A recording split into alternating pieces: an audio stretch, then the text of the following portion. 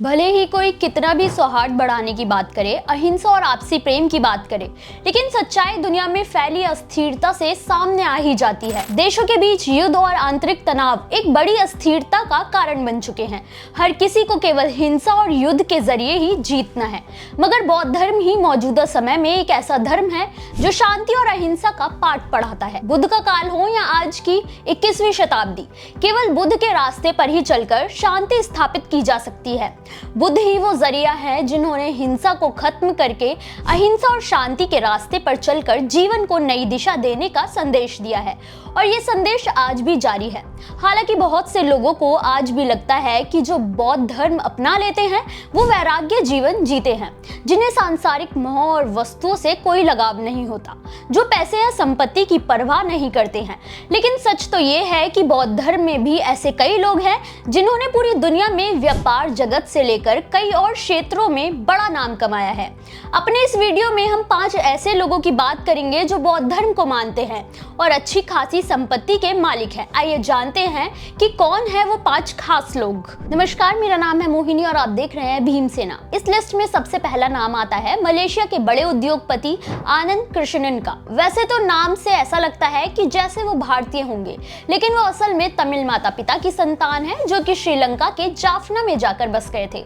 उनका जन्म कुआलालंपुर के ब्रिकफील्ड्स में 1 अप्रैल 1938 को हुआ था। कृष्णन थेरवाद बौद्ध धर्म को मानते थे।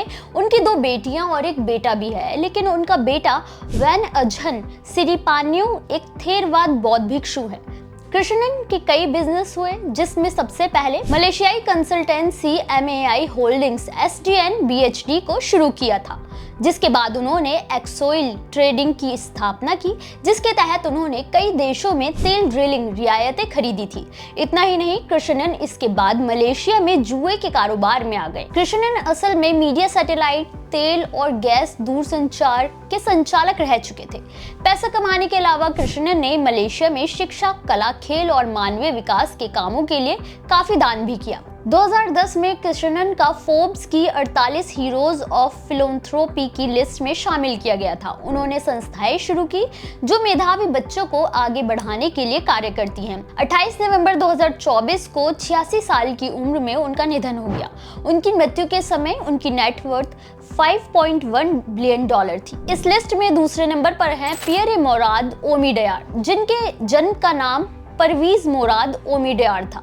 वो फ्रांसीसी मूल के ईरानी अमेरिकी अरबपति हैं। 21 जून 1967 को पेरिस में एक ईरानी माता पिता के घर जन्मे पियरे eBay के संस्थापक हैं, जहां उन्होंने 1998 से 2015 तक चेयरमैन के रूप में काम किया है।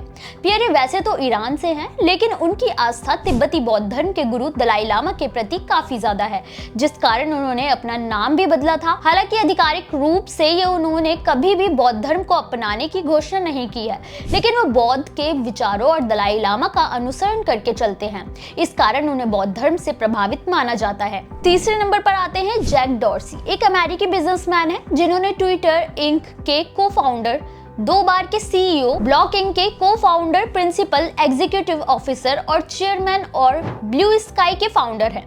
जैक असल में बौद्ध धर्म पर विश्वास करते हैं। हालांकि बौद्ध धर्म अपनाने को लेकर कभी आधिकारिक घोषणा नहीं की, लेकिन उन्होंने दक्षिण अफ्रीका के धम्मपताका में 10-10 दिनों का विपश्यना की ध्यान प्रक्रिया को पूरा किया था। मई 2025 तक फोर्ब्स मैगजीन की रिपोर्ट के मुताबिक जैक की नेटवर्थ $3.8 बिलियन के आसपास थी। चौथे नंबर पर आते हैं ली का-शिंग। हांगकांग के एक बड़े उद्योगपति, निवेशक और समाज सेवी ली का-शिंग एक समय में 30वें सबसे अमीर व्यक्ति थे। 13 जून 1928 को जन्मे ली मात्र 15 साल की उम्र में अपने पिता को खो दिया था, जिसके कारण छोटी उम्र में स्कूल छोड़कर नौकरी करनी पड़ी थी। 1950 में उन्होंने अपनी खुद की कंपनी चेउंग कॉन्ग इंडस्ट्रीज की शुरुआत की। 2018 में उन्होंने करीब 68 साल तक काम करने के बाद रिटायरमेंट ली थी। जून 2019 में अनुमानित शुद्ध संपत्ति $29.4 बिलियन थी। ली अब 90 साल के हो गए हैं और वरिष्ठ सलाहकार के तौर पर अपने बेटे को सलाह देते रहते हैं। इस लिस्ट में 5वां और आखिरी नाम है क्विक लिंक बेंग का। क्विक लिंक बेंग सिंगापुर के बिजनेसमैन है, जो कि होंग लेओंग ग्रुप सिंगापुर के एग्जीक्यूटिव चेयरमैन है। होंग लेओंग की hotel company city developments limited अंतर्राष्ट्रीय स्तर पर कई बड़े होटल पर अधिग्रहण किया है, जो आज अंतर्राष्ट्रीय कंपनी बन गई है। क्विक सिंगापुर के सबसे अमीर लोगों में से एक हैं। उनकी कुल संपत्ति $4.8 बिलियन होने का अनुमान है। क्विक बौद्ध परंपरा को मानते हैं और बौद्ध धर्म से जुड़े परोपकारों के कामों को करने के लिए जाने जाते हैं। इनके अलावा भी कई अनगिनत शख्सियत हैं जिन्होंने बौद्ध धर्म को सर्वोपरि माना है, बुद्ध के रास्ते पर चल रहे हैं, लेकिन आधिकारिक तौर पर उनके बौद्ध धर्म को अपनाने की बात सामने नहीं आती है। आपको हमारा ये वीडियो कैसा लगा कमेंट करके जरूर बताएं। वीडियो अच्छा लगा हो तो लाइक करना बिल्कुल ना भूलें।